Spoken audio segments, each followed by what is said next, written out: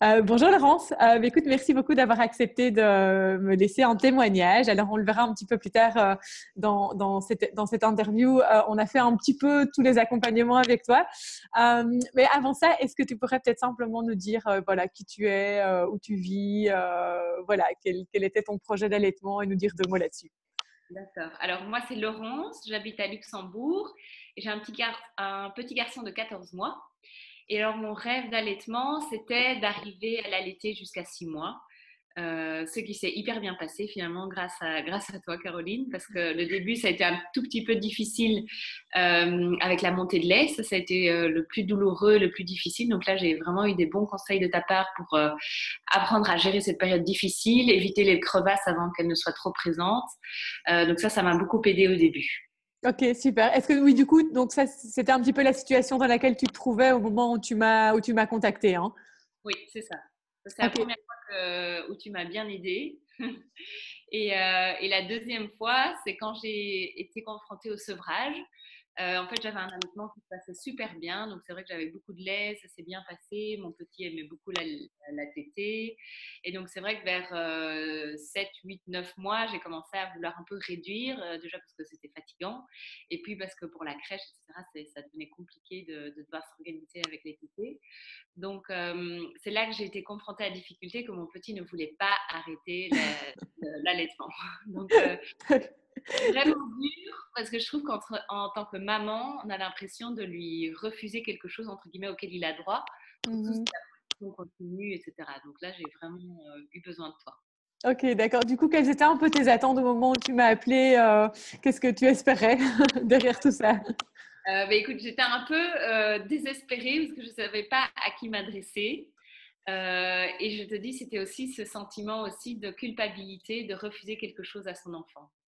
Et c'est là que tu m'as bien aidée avec ce plan que tu m'as donné, sur lequel on écrivait euh, comment on voulait s'y prendre et qu'est-ce qu'on allait faire concrètement quand l'enfant réclamerait le sein et que on allait devoir trouver une solution pour lui dire ben écoute maintenant je peux pas te donner et on va faire une promenade ensemble. Enfin tu m'as donné toutes sortes d'exemples pour lui donner d'autres distractions ou d'autres choses qui pourraient lui faire plaisir pour quand même compenser en termes d'affection quoi. Voilà, c'est ça. C'était remplacer la tétée affective par quelque chose d'autre, tout aussi affectif, en fait.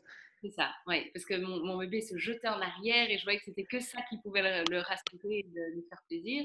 Du coup, tu m'avais proposé de faire des balades. Alors, j'ai acheté à ce moment-là aussi un porte-bébé pour sa taille, parce que le porte-bébé de tout nouveau-né était beaucoup plus petit.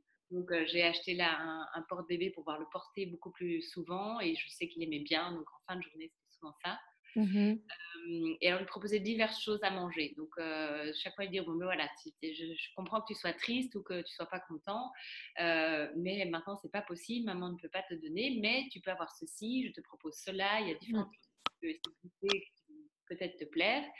Donc, voilà, tu m'as donné des outils très concrets et alors, surtout, c'est que tu m'as donné la confiance en moi. Donc, de se dire, voilà, j'ai déjà donné la tétée et l'allaitement le meilleur de ce que j'avais pendant 6, 7, 8 mois.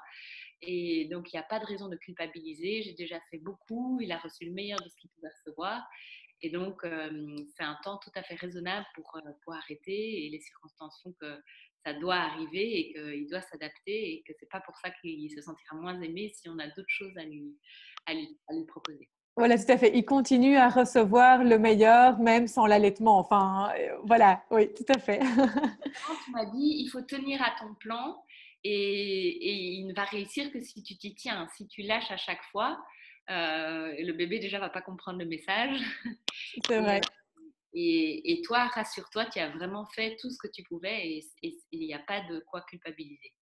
Tout à fait. Et c'est vrai que quand la maman est hésitante, le bébé le sent et donc du coup, bah, lui aussi, il est hésitant en fait, hein. Enfin, alors, je vais peut-être dire un truc bizarre, mais souvent, c'est plutôt la maman qu'il faut soigner plutôt que l'enfant. Quand il y a quelque chose, enfin, parce que les enfants ressentent Les émotions. comment nos émotions, quoi. Donc voilà, c'est surtout la maman qu'il faut accompagner. En accompagnement la maman, ben, en fait, le bébé se sent accompagné aussi bien en fait.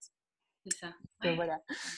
Est-ce que du coup, bon alors, c'est un peu comique, mais comment est-ce que tu m'as trouvé? Bon, alors il y a le lien de famille, mais peut-être qu'au-delà du lien de famille, est-ce qu'il y a autre chose qui a fait que tu m'as contacté moi? Alors, Mais moi, c'est la compétence que j'ai toujours retrouvée chez toi.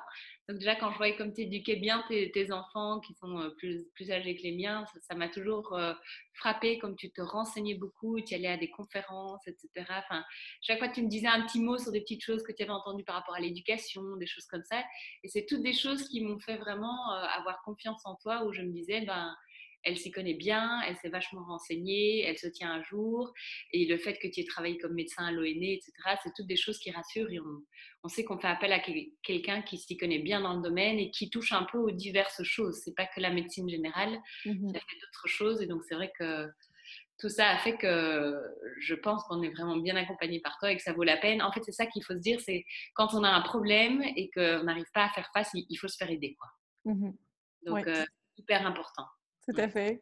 Ok. Et alors, peut-être quel a été le plus grand changement avec l'accompagnement qu'on a fait ensemble? S'il y avait une chose que tu retiens? Bah, c'est que j'ai un bébé hyper épanoui.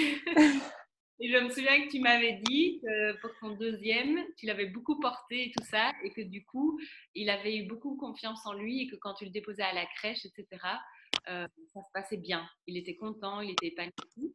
Ben, moi, je suis au stade maintenant où mon bébé a 14 mois. Quand il arrive à la crèche, il ne me regarde plus. Il va tout de suite dans le bras. Il ne me regarde plus. Le soir, j'ai été un jour le chercher une fois à 5 heures, ce qui était plus tard que d'habitude. Et il pleurait parce qu'il voulait rester. Les autres pouvaient rester épanouis. Je crois que vraiment, ça m'a permis de bien éduquer mon enfant et de passer cette transition quand même très difficile du sevrage qui n'est pas facile pour ces petits. Oui, tout en faisant en sorte que lui continue à se sentir en sécurité, en fait. Hein. Oui, c'est vraiment ça la notion de sécurité. Est-ce qu'il y a une petite chose que tu auras envie de dire aux mamans qui hésiteraient de se faire accompagner par mes services? Ben, de nouveau, moi je dirais ce que j'ai dit tout à l'heure, c'est Oui. quand on est face à une difficulté, il faut absolument se faire aider. Je crois que c'est trop bête de perdre des opportunités d'avancer avec les bonnes clés, les bons outils, au risque de laisser des blessures à son enfant et tout. Enfin, je trouve que c'est trop délicat comme sujet pour avancer sans avoir les conseils d'un professionnel. Est-ce que tu as encore un petit mot que tu as envie de rajouter ou est-ce que voilà? Vive Caroline, bravo. Merci. Non, c'est vraiment super, merci. Bon, en tout cas, Laurence, mille merci pour ton témoignage et je te souhaite voilà, une belle continuation pour la suite et je t'embrasse bien fort. À bientôt, merci Caroline. À très bientôt.